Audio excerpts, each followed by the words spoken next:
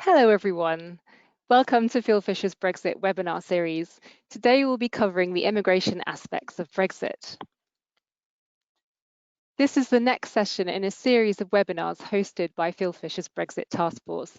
Each webinar is about 30 minutes, designed to cover cross-cutting issues affecting all businesses and offering some practical advice to organisations in this ever-changing political environment. I'm Jill McKerney, Head of Immigration and a Senior Associate in the Employment, Pensions, Immigration and Compliance, or EPIC team. And I'm joined by Pip Haig, who is an Associate in Team EPIC. If you have any questions about today's topic, please use the question box on your control panel on the right-hand side of your screen. We will then collate the questions and try to answer them during the webinar. If we don't manage to get to your question, we'll follow up with you afterwards. We will also be using polling throughout the discussion. You'll be able to view the polls in your viewer pane once launched. Once you have selected your answer, please click Submit. We will share the results as we move through the discussion. And all of our sessions are available on our website and our YouTube channel. So we'll look at what's the timeline, what does it mean for you, what options do you have, what practical steps can you take, and what are the takeaways, and then if you have any questions. So the headlines on Brexit are changing by the hour, with the recent updates being that we could have a deal within weeks. So we're going to look at what the position is on immigration. An advantage we have in this area is that we have a good idea of what this will look like regardless of the outcome of negotiations, although there are still uncertainties. So we'll take a look first at the timeline. So we'll look firstly at what is the current position. So to date, EU, EEA and Swiss nationals, who together I will refer to you as EU nationals, have had an automatic right to live and work in the UK. Non-EU nationals are required to obtain visa sponsorship, which brings with it costs, compliance and timing considerations. The free movement of EU workers will end on the 31st of December 2020.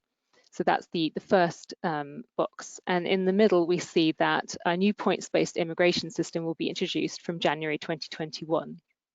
So these changes will require all businesses to take some kind of action, and we'll look at what steps you can take to prepare. And given that the changes are only 2.5 months away, companies should be taking action now.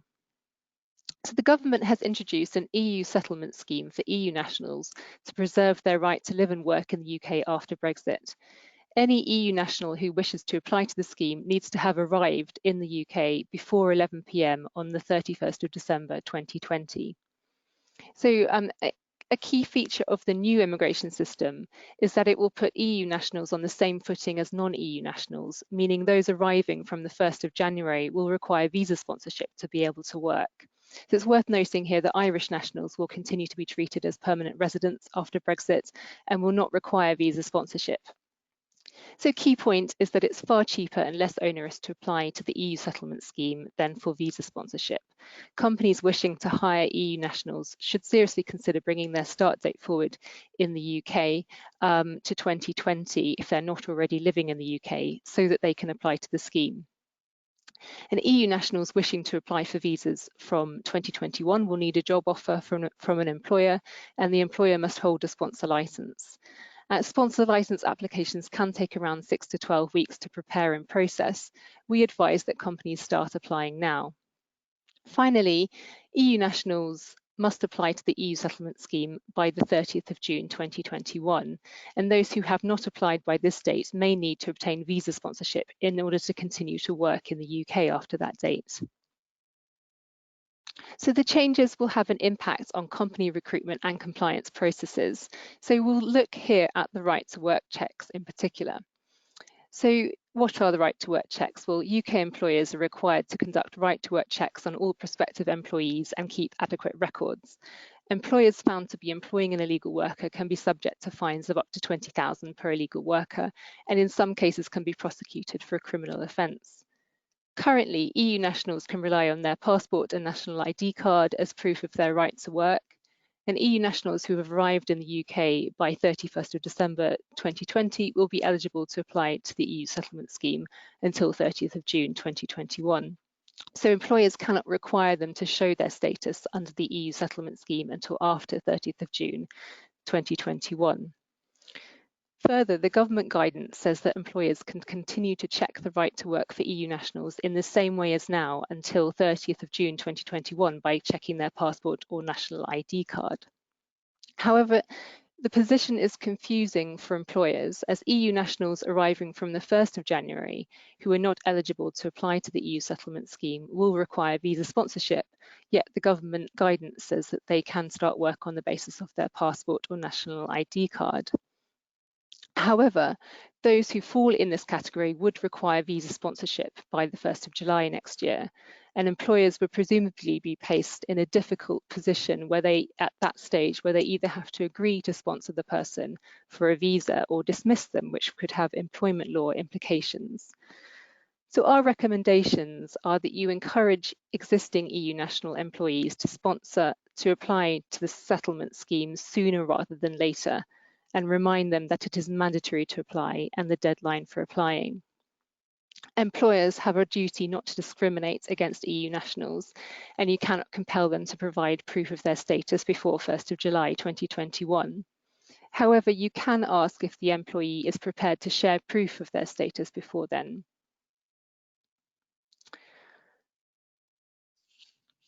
It may therefore be best at the recruitment stage for the employer to ask questions and make a business decision on whether to hire, depending on whether the person will require visa sponsorship and whether the business is willing to sponsor the person. When asking these questions, employers should exercise caution as they should be aware that the person may be eligible to apply to the scheme through a former period of residence, even if they have not lived in the UK for years. However, the simplest course of action where possible is to bring forward hiring dates to 2020 for those new hires who are not already in the UK. So we await further guidance from the government expected this year relating to the right to work checks for EU nationals. So we'll now do a poll to see what your position currently, or how prepared you're feeling in relation to the changes. So the question that we're going to be asking, which should show, is do you anticipate skills shortages in your organisation due to the end of the free movement of EU nationals?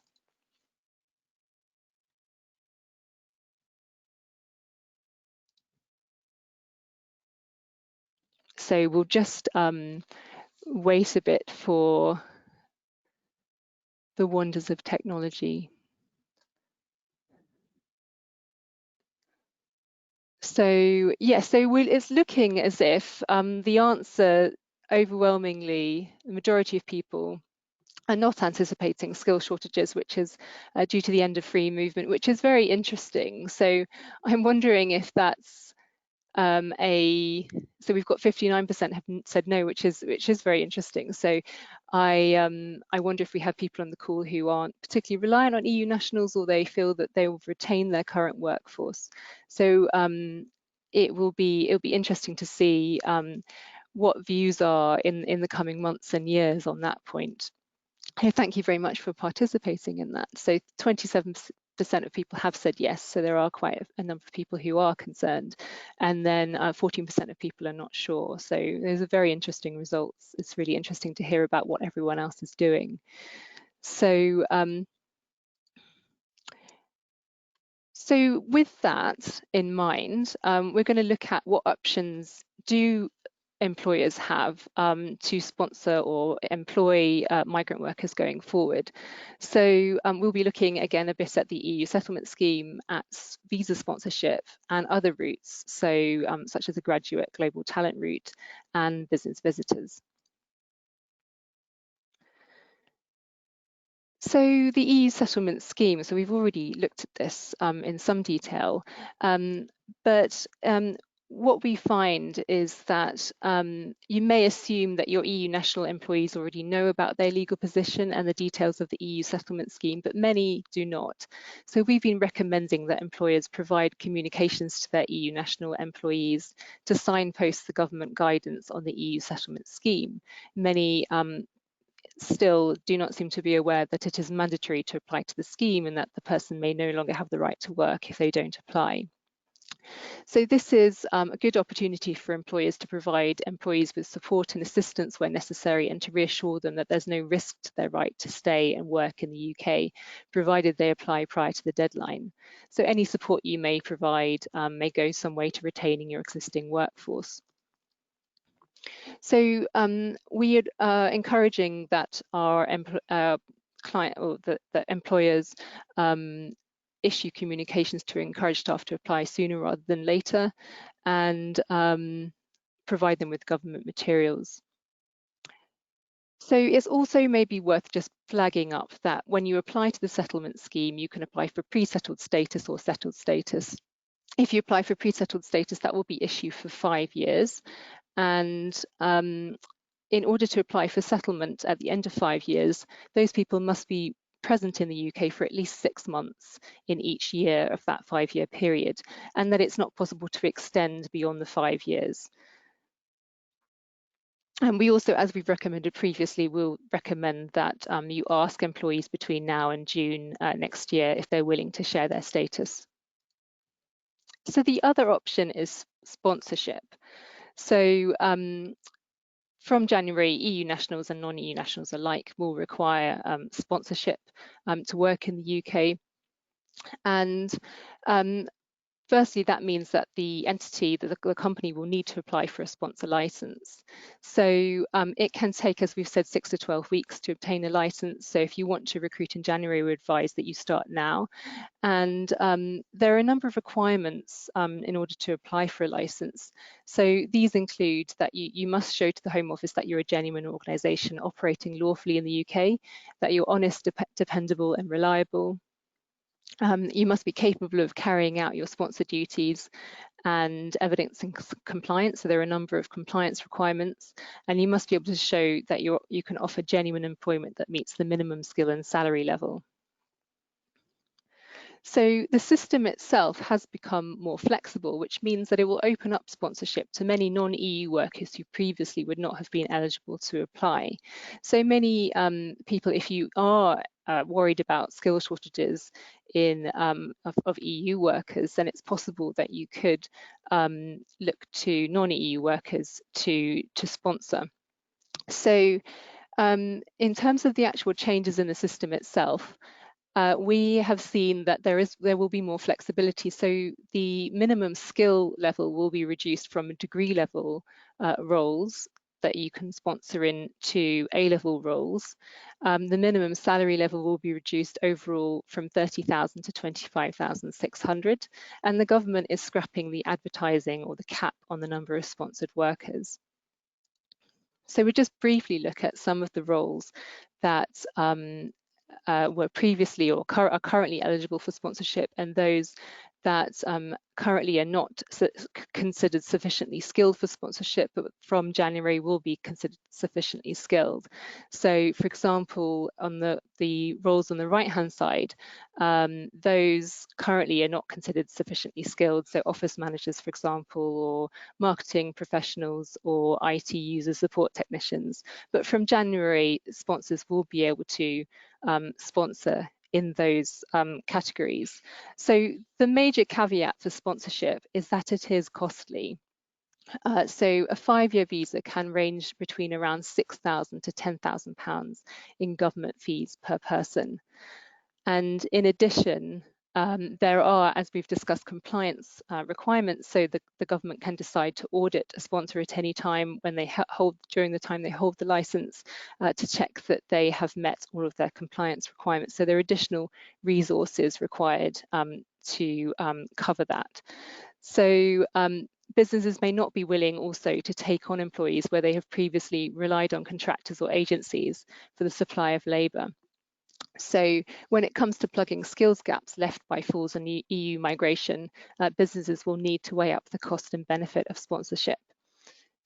So I'll pass on to Pip now for another poll. Thanks, Jill. Hello, everybody.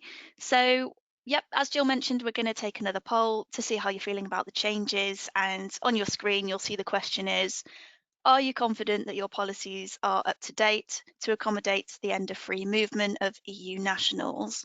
You can select yes, no, or not sure.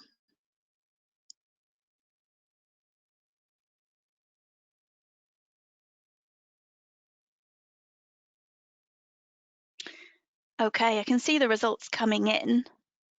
So it's interesting.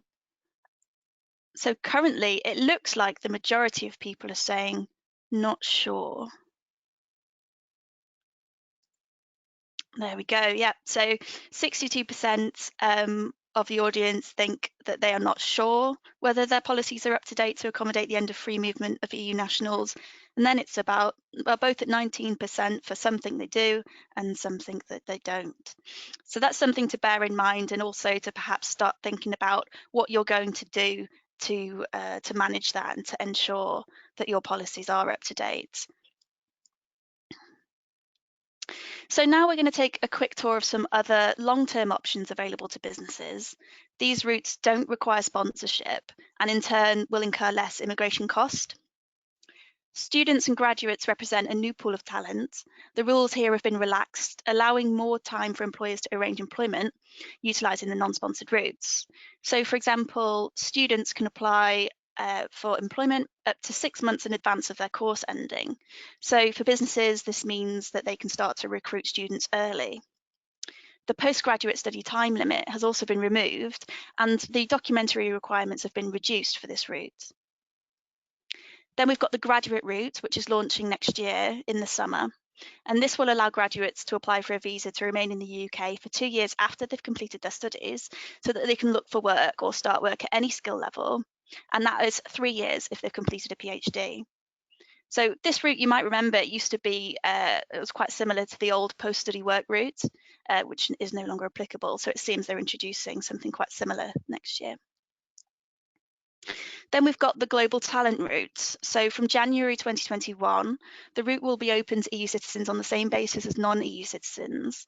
The most highly skilled who can achieve the required skill level points will be able to enter the UK without a job offer if they're endorsed by a relevant and competent body. This scheme has recently been expanded to be more accessible to those with a background in STEM subjects, so science, technology, engineering and maths, who wish to come to the UK.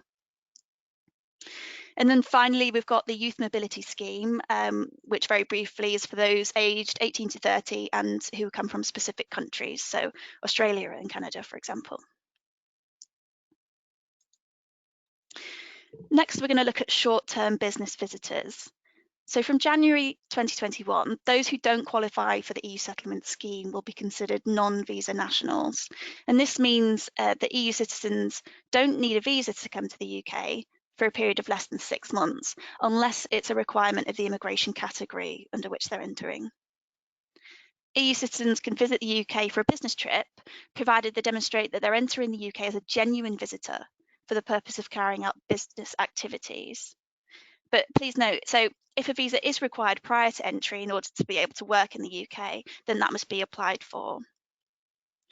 A visitor is restricted to the type of business activities that they can carry out whilst they're in the UK. So they can't do productive work, and the business visa category can't be used to circumvent the work visa requirements. This means that they must be able to demonstrate that they don't intend to work in the UK, and that the person must only undertake permitted activities, which means they're not allowed to fill a role or to provide short-term cover within the UK, and they must not be paid in the UK. If a business visitor steps outside of the list of permitted activities and performs productive work, this will constitute illegal working in the UK. The length of the visit doesn't determine whether a work visa is required. It's the substance of the trip and the type of activity to be carried out during the stay in the UK, which will determine if the individual is genuinely visiting and not working. The route itself is becoming a lot more popular, with businesses planning one or a series of short visits to the UK. But it's important to note to businesses that are interested in using this route that it is a complex route, and it's likely to change or be updated in the near future. We suggest that anyone seeking to use this route to enter the UK obtains legal advice before travelling. Next, we're just going to have a quick look at EU immigration and what the options are here. We've got 2 country examples to discuss, looking at Germany and Belgium. We've obtained this information from our overseas Fieldfisher officers, so thank you, team. So they've confirmed, with the exception of UK nationals who already live and work in Germany and Belgium until the 31st of December 2020, British nationals will not benefit from any specific or more advantageous regime to obtain a work or residence permit or visa in comparison to other third country nationals. And this means that, as in the UK, free movement will end on 31st of December 2020. The rights of UK nationals to enter and reside will change from the 1st of January 2021, and the laws and immigration requirements will change from country to country. So we've got a couple of examples. So, for example, anyone wishing to work in Belgium, the entry rights and rights to reside of British citizens and their family members will end at the end of the transition period if they don't have the right to reside in Belgium. Then there are ongoing negotiations between the UK and the EU, which will start after the withdrawal. And this basically means that nothing's been determined yet. And if we compare that now to Germany, so anyone who is wishing to work in Germany, the entry rights and rights to reside at the end of the transition period for UK nationals and their family members who don't already have a right to reside in Germany are specifically governed by the residence regulations for third country nationals. So there we've got one country who says, well, nothing's been determined yet, and then the other countries are saying, well, the UK will be treated like any other non-EU national. And what about short-term travel? So for most countries, UK nationals who don't secure their right to reside in an EU member state before December this year will be able to travel to countries, perhaps, for example, in the Schengen area for up to 90 days in any 180-day period without a visa for purposes such as tourism. This is a rolling 180-day period. So different rules will apply to Bulgaria, Croatia, Cyprus, and Romania. So if you visit these countries, visits to other EU countries will not count towards that 90-day total. So it's all quite variable between the countries. And what about business trips? So UK nationals are likely to require Schengen visas. The Schengen zone includes 26 countries that have signed the Schengen agreement, and that allows citizens of member countries to travel within the zone freely without passing through passport or border control. And the visa itself should be obtained in advance of travel. It requires applicants to provide supporting documents such as a return airfare, travel health insurance, invitation from a business partner, a signed employer's letter, for example. And in certain countries, there are exceptions. So as we said, things seem to differ from country to country. So the key message is to plan in advance and to seek country-specific advice. So what practical steps can you take? Workforce continuity and immigration compliance are the key risk areas for businesses. So you need to be able to recruit and move your staff as and when needed. So here we've got a very short toolkit for success. The first step is going to be to identify what the current position is. We suggest you conduct like a workforce audit, identify your EU population in the UK and your UK population in the EU, and identify what skills gaps, if any, you currently have or will have in the future. Many EU nationals are independently choosing to move elsewhere in the short and long term due to Brexit and COVID, which may leave skills gaps. Secondly, you need to review how the new immigration rules impact your current processes, including recruitment, immigration policies, compliance processes, and whether your team need any training needs around these areas. The next step will be to strategize. If you're in the UK, you should think about whether you need to apply for a sponsor license, if you have one, to increase your allocation of certificates of sponsorship.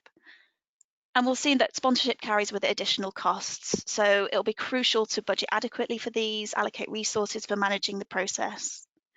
You may wish to consider if you can increase the sponsorship of non-EU nationals to fill skills gaps.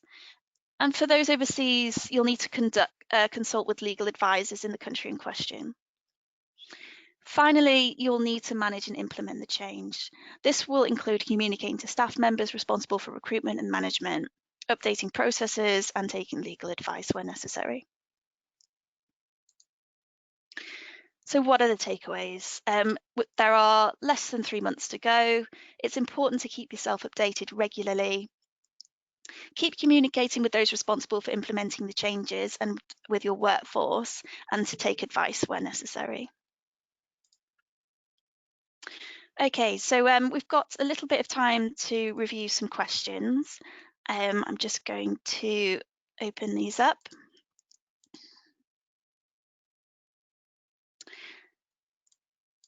So the question relates to EU immigration. Good morning. Is it likely that UK residents will require a visa if attending a business exhibition in Germany in April 2021? Well, that's a very good question. And as we said, there are exceptions as to whether people will need visas attending visits, short visits.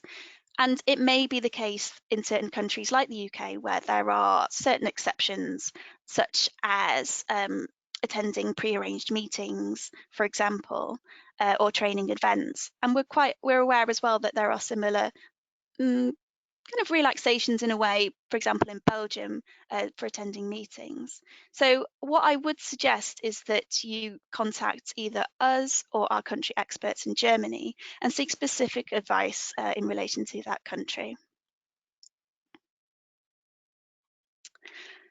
Okay, if there are no more questions coming in, then we will wrap up our session here today.